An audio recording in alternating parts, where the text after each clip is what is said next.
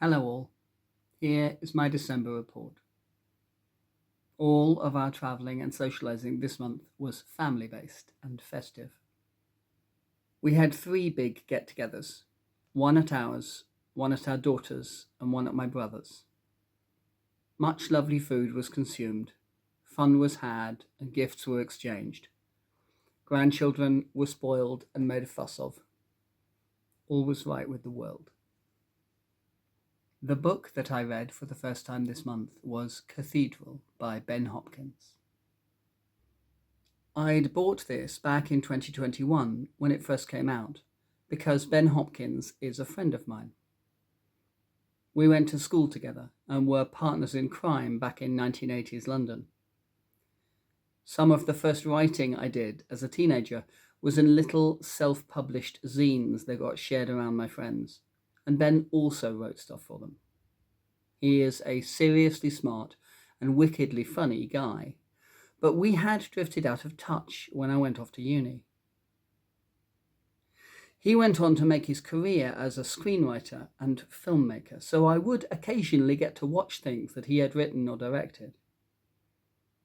Then, in 2021, he published a novel called Cathedral, and it was a Sunday Times Book of the Month and one of their books of the year and got lots of good reviews. I didn't buy it because it got good reviews, of course. I bought it because Ben had written it, and that's what you do when your mate writes a book. It sat on my shelf with all the many other books that I hadn't got to yet, and this month I picked it off that shelf and read it. Cathedral is an historical novel set in the town of Hagenberg in 13th century Germany. The construction of the town's cathedral is a thread that runs through the narrative, but it is not in any way the main focus of the story.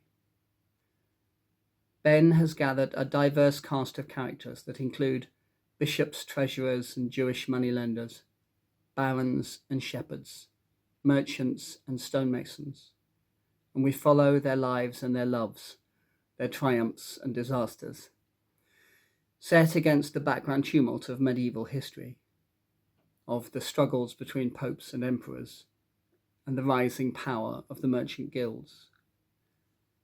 The diverse range of distinct voices means that you are seeing everything from multiple angles, and the plot hops along engagingly, with big time jumps between many of the chapters, allowing you to skip briskly through the highlights of the characters' lives. It succeeds at making the medieval period easily accessible, never allowing the depth of its background research to slow down the story. I really enjoyed it, and I heartily recommend it. This is the last of my year of monthly update reports. I will still be doing something similar next year, but they'll be quarterly rather than monthly. I'll be doing other different sorts of videos as well though, so there will still be stuff going up on the channel every month. For those of you who've joined me for 2024, I thank you. It's been lovely to be able to maintain this sense of connection with people that I don't see face to face as often as I used to. So that's it for this year. We'll speak again in the spring, and there'll be other stuff before then, but for the moment I'll sign off. I love you all. Stay well.